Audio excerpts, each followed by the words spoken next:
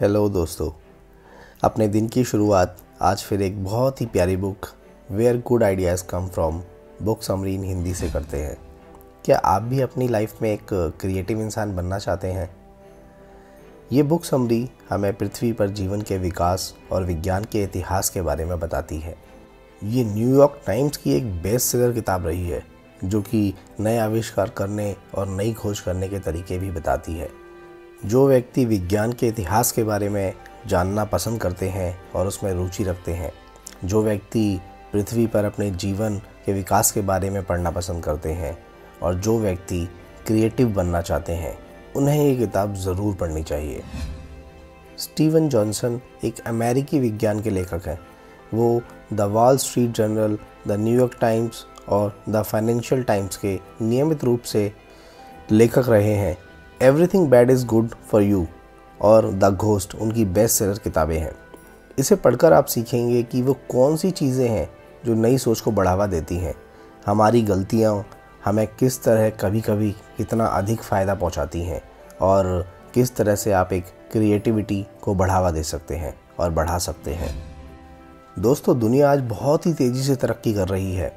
इतनी तरक्की इंसानों ने पिछले 3000 सालों में नहीं की थी, उससे ज़्यादा पिछले 30 सालों में की है।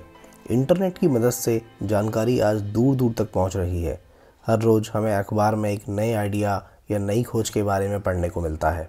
मार्केट में हर तीसरे महीने एक नया फीचर का फ़ोन आ जाता है। दोस्तों, क्या आपने कभी सोचा है कि लोगों को इतने सारे आविष्कार करने के आइडियाज़ कहाँ से आते हैं?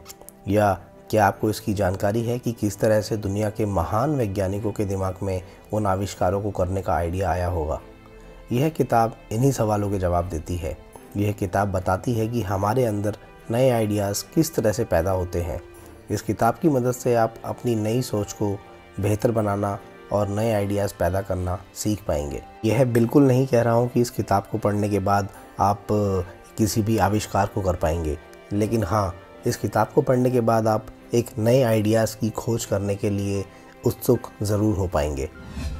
दोस्तों, हमने शुरू से देखा है कि विकास और नई सोच अक्सर एक दूसरे के साथ ही चलते हैं। 4 अरब साल पहले कार्बन हर चीज़ में पाया जाने लगा, या यूँ कह लीजिए कि कार्बन की मदद से हर वो चीज़ बनने लगी। लेकिन दोस्तों, ऐसा बिल्कुल नहीं है कि इन कणों ने अचानक से खुद को व्यवस्थित करके सूरजमुखी या गिलहरी जैसे जीवित चीज़ें बना ली। पहले कार्बन को मॉलिक्यूल बनना पड़ा। उस मॉलिक्यूल से कुछ पॉलीमर बने, जिनसे प्रोटीन बना। उस प्रोटीन से सेल बने और उन सेल से प्राचीन जीव और बहुत सी छोटी चीज़ें बनी। हर छोटे से छोटे कदम पर उन्होंने कोई ना कोई नई रचना की। फिर कहीं जाकर कार्बन सूरजमुखी बन पाया। अगर हम बात करें इस दौर की शुरुआत की, इसी तरह से ईबे 1950 में नहीं बनाया जा सकता था।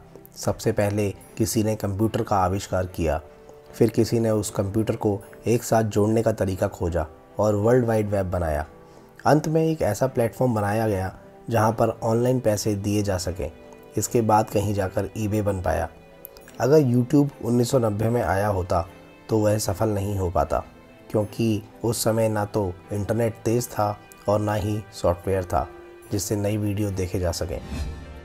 इसीलिए दोस्तों, अगर आसान शब्दों में कहें तो अगर परिस्थितियां अनुकूल नहीं हो तो बड़े काम में सफलता इतनी आसानी से नहीं मिल सकती है। क्योंकि कोई भी बड़ी चीज़ यूँ अचानक से कभी नहीं बन जाती, बल्कि उसके बनने के पीछे बहुत सी चीज़ों का हाथ होता है। बहुत सी छोटी चीज़ें आपस में आकर जुड़ती हैं, तब कहीं जाकर एक नई खोज हो पाती है। इस दुनिया को बदलने वाली सोच कभी भी अचानक से पैदा नहीं हो सकती, बल्कि वह समय के साथ धीरे धीरे पैदा होती है। अगर हम नई खोज की दुनिया को देखें तो लगता है कि उन खोजों को करने वाले वैज्ञानिकों के दिमाग में उसका आइडिया अचानक से आ गया था, लेकिन असल में ऐसा कुछ नहीं होता। किसी को खोज करने में या किसी नई चीज़ को बनने में समय लगता है। डार्विन का कहना था, जब वो मॉलथल्स के पॉपुलेशन ग्रोथ के बारे में पढ़ रहे थे, तभी उनके दिमाग में एक नेचुरल सिलेक्शन के सिद्धांत का ख्याल आया। लेकिन उनकी नोटबुक से पता चलता है कि पहले भी कई बार उन्होंने कुछ ऐसा ही सोचा था। दोस्तों, इससे यह पता चलता है कि नेचुरल सिलेक्शन का सिद्धांत उन्हें समय के साथ धीरे धीरे समझ में आया था। कुछ इसी तरह से वर्ल्ड वाइड वेब भी बना था। बचपन में टिम बर्नर्स-ली ने विक्टोरिया के समय की एक किताब पढ़ी थी। इसमें उन्हें पोर्टल ऑफ इंफॉर्मेशन का जिक्र मिला था, जिसे पढ़कर वे काफ़ी प्रभावित हुए थे। इसके कुछ 10 सालों बाद वो स्विस लैब में एक कंसल्टेंट की तरह काम करने लगे। वहाँ पर उन्होंने किसी भी सूचना को इकट्ठा करना और आपस में उन्हें एक नेटवर्क से जोड़ने पर काम शुरू किया। तकरीबन 10 सालों बाद उन्हें उस पूरे प्रोजेक्ट पर काम करने की इजाज़त दे दी गई और दोस्तों फिर कहीं जाकर एक ऐसा नेटवर्क बन पाया जिसमें हाइपर टेक्स्ट लिंक की मदद से अलग अलग कंप्यूटर को जोड़ा जा सकता था। बर्नर्स-ली की कई सालों की मेहनत के बाद इस वर्ल्ड वाइड वेब का निर्माण हो पाया। दोस्तों, प्लेटफॉर्म हमें नई खोज करने की सुविधा देते हैं। तकरीबन 2 दशक पहले ही इकोलॉजिस्ट ये समझ गए थे कि प्रकृति के जीव एक दूसरे को रहने का स्थान देते हैं, वो एक दूसरे का फ़ायदा करते हैं। एग्जाम्पल के लिए, जब कोई जानवर मर जाता है तो कीड़े उसे खाकर ना सिर्फ प्रकृति को साफ करते हैं बल्कि उस मरे हुए जानवर को खाद में भी बदल देते हैं, जिससे वहाँ पर नए पेड़ पौधे उग जाते हैं। हमारी पृथ्वी एक प्लेटफॉर्म है जिस पर बहुत से जानवर और पौधे रहते हैं और एक दूसरे के फ़ायदे के लिए काम करते हैं। दोस्तों, इसी तरीके से दूसरे भी लाखों प्लेटफॉर्म मौजूद हैं जिनमें लोग एक दूसरे को फ़ायदा पहुंचाते हैं। प्लेटफॉर्म की मदद से हमें नई खोज करने में आसानी होती है। GPS ग्लोबल पोजीशनिंग सिस्टम ऐसे ही एक प्लेटफॉर्म का एग्जाम्पल है। पहले GPS सिर्फ सेना में इस्तेमाल किया जाता था और सिर्फ सेना के लिए ही बनाया गया था, लेकिन अब GPS ट्रैकर का इस्तेमाल मैप्स, एडवर्टाइजिंग जैसे कई चीज़ों में इस्तेमाल किया जा रहा है। GPS प्लेटफॉर्म की मदद से आज हम कई नई टेक्नोलॉजी का विकास कर पा रहे हैं, जिससे कंपनियों के साथ साथ ग्राहकों का भी फ़ायदा हो रहा है। दोस्तों, कोई भी एक प्लेटफॉर्म एक नए प्लेटफॉर्म का आधार बनाता है, जो कि अनगिनत आविष्कारों को जन्म देता है। ट्विटर की कहानी भी कुछ ऐसी ही है। सबसे पहले इंटरनेट का नाम एक प्लेटफॉर्म है जहां पर बहुत से लोग जानकारियां बांटते थे। इस प्लेटफॉर्म के आधार पर ट्विटर बना, जहां पर लोग अपनी हर रोज़ की ज़िंदगी की खबरों के लिए और लोगों के साथ उनको बांटने लगे। आज ट्विटर खुद एक प्लेटफॉर्म बन गया है और अब बहुत से लोग हैं जो ट्विटर पर दूसरे प्लेटफॉर्म भी बना रहे हैं। दोस्तों, नई सोच और विकास को फैलने के लिए एक नेटवर्क का होना बहुत ही ज़्यादा ज़रूरी है।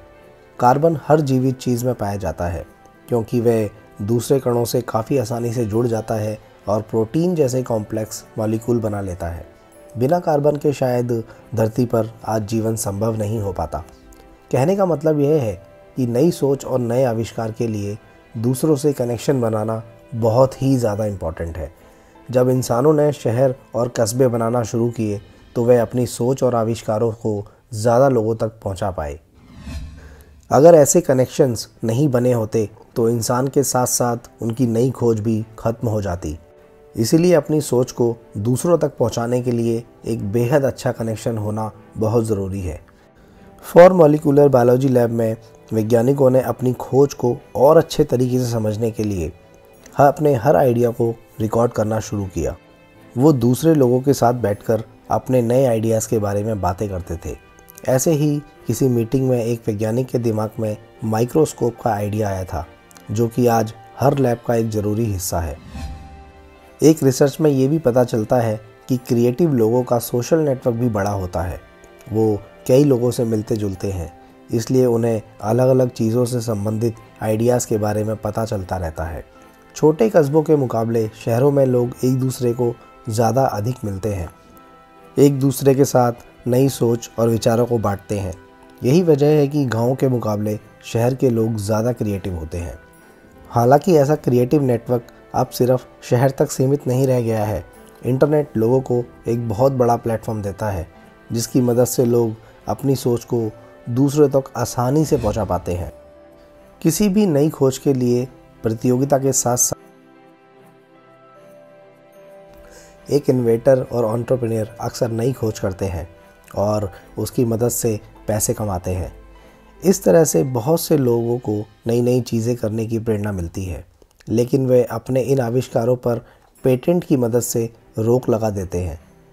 पेटेंट लग जाने के बाद लोग उनके इन आविष्कारों को अपने हिसाब से बदलाव करके उसे और अधिक बेहतर नहीं बना पाते, जिस वजह से तरक्की की रफ्तार थोड़ी सी कम हो जाती है।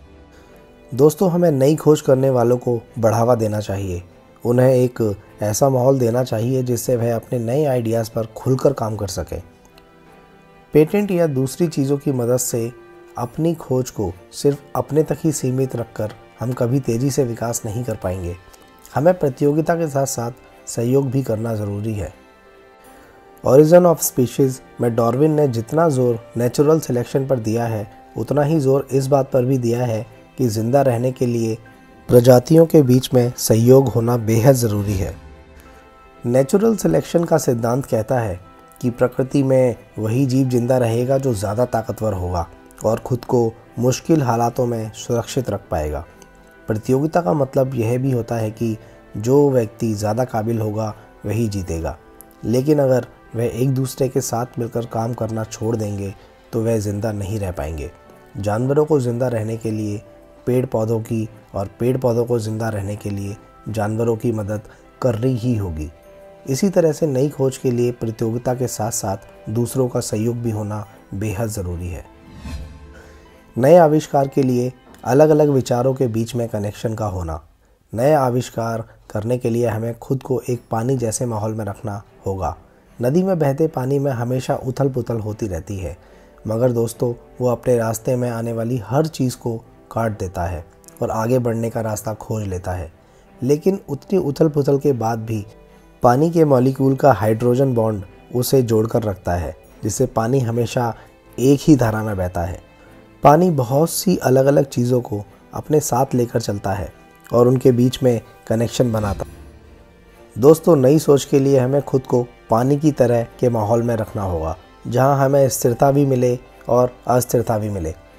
हमें एक ऐसा माहौल चाहिए जिसमें हमारे रास्ते में लगातार कुछ रुकावटें आती रहें और हमारे अंदर उथल पुथल मस्ती रहे। इसके साथ ही हमें एक धारा में बहना ही होगा और बहुत सी दूसरी चीज़ों के साथ कनेक्शन बनाना होगा, ताकि हम आसानी से किसी समस्या का समाधान खोज सकें। कभी कभी दिमाग में एकाएक ऐसे विचार ज़रूर आते हैं जो कि नई खोज को पैदा करने में हमारी मदद करते हैं। एग्जाम्पल के लिए सपने एक ऐसी जगह है जहां अलग अलग विचार एक दूसरे से मिलते हैं। मनोवैज्ञानिकों ने इस बात पर पुष्टि भी की है कि जब हम किसी समस्या से परेशान होते हैं और फिर सो जाते हैं तो सपने उसे सुलझाने में हमारी मदद करते हैं। दोस्तों, सदियों पहले एक जर्मन केमिस्ट केकुले ने एक सपना देखा था। उस सपने में एक सांप अपनी ही पूंछ को काट रहा था और सिर्फ इसी छोटे सपने की वजह से केकुले ये समझ पाए कि बेंजीन मॉलिक्यूल में कार्बन एक रिंग का आकार लेता है। ऐसा लगता है कि क्रिएटिविटी और गड़बड़ी एक दूसरे के साथ जुड़ी है। जो व्यक्ति जितनी ज़्यादा परेशानियों का सामना करता है वह उतने ही अच्छे समाधानों को निकाल पाता है और उतना ही क्रिएटिव इंसान बन पाता है।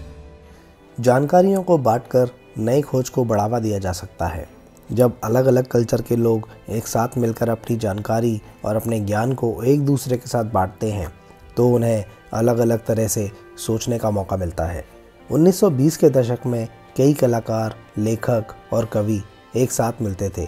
वे एक दूसरे के साथ अपना ज्ञान बांटते थे, जिस वजह से अलग अलग तरह के आइडियाज़ दूसरों तक पहुंचते थे और नई सोच का बढ़ावा मिलता था। चार्ल्स डार्विन और बेंजामिन फ्रैंकलिन ने एक साथ कई प्रोजेक्ट्स पर काम किया।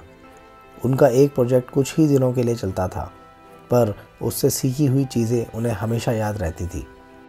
एक ऑर्गेनाइजेशन के लिए नई सोच और प्रेरणा की चाबी एक अच्छा नेटवर्क है। ये उन्हें नई चीज़ें सीखने का मौका देता है। यहाँ न सिर्फ हमें अच्छे आइडियाज़ मिलते हैं बल्कि दूसरे लोगों से मिलने का मौका भी मिलता है। दोस्तों, वहीं कहीं कहीं हमारी गलतियाँ ही एक महान खोज को जन्म देती हैं। चाहे वह जीवन का विकास हो या कोई नई खोज, गलतियाँ हर जगह होती हैं, लेकिन ये ज़रूरी नहीं कि गलतियाँ हमेशा बुरी ही हों। एग्जाम्पल के लिए हम जीन्स को लेते हैं। माता पिता का जीन उनके बच्चों में जाता है, जिससे बच्चों में विकास की पूरी जानकारी होती है। अगर बच्चे के उस जीन्स में म्यूटेशन, जीन्स में किसी तरह की गड़बड़ी या बदलाव नहीं हुआ होता तो एवोल्यूशन की संभावना भी नहीं होती। अगर जीन्स में बदलाव नहीं हुआ होता तो हाथी की सूंड या मोर के पंख कभी नहीं बने होते। दोस्तों, म्यूटेशन जीवों को नई खूबियाँ देता है। हाँ, कई बार म्यूटेशन की वजह से बच्चों में कुछ खराबियाँ भी पैदा हो जाती हैं, लेकिन यही म्यूटेशन कई बार अच्छी चीज़ें बनाने में भी मदद करती है। गलतियाँ ही हमारे पुराने तरीक़ों को छोड़ने और नई तरीक़ों को अपनाने में हमें मजबूर करती हैं। कंक्लूज़न, किसी भी महान खोज को पूरा होने में समय लगता है। समय के साथ धीरे धीरे विचार बनते हैं और एक दूसरे से कनेक्ट होते हैं, तब कहीं जाकर एक अच्छा आविष्कार होता है। नए आविष्कार और विकास के लिए लोगों के बीच में एक अच्छा संबंध होना बेहद ज़रूरी है। कभी कभी गलतियाँ भी हमें नए आविष्कार करने में हमारी मदद करती हैं। तो दोस्तों, आपको आज का हमारा ये बुक समरी कैसा लगा हमें नीचे कमेंट करके ज़रूर बताएं और इस बुक समरी को अपने दोस्तों के साथ ज़रूर शेयर करें। अगर आपको यह बुक पसंद आई हो तो इसे पूरा पढ़ें और मेरे चैनल को सब्सक्राइब करें। Thank you.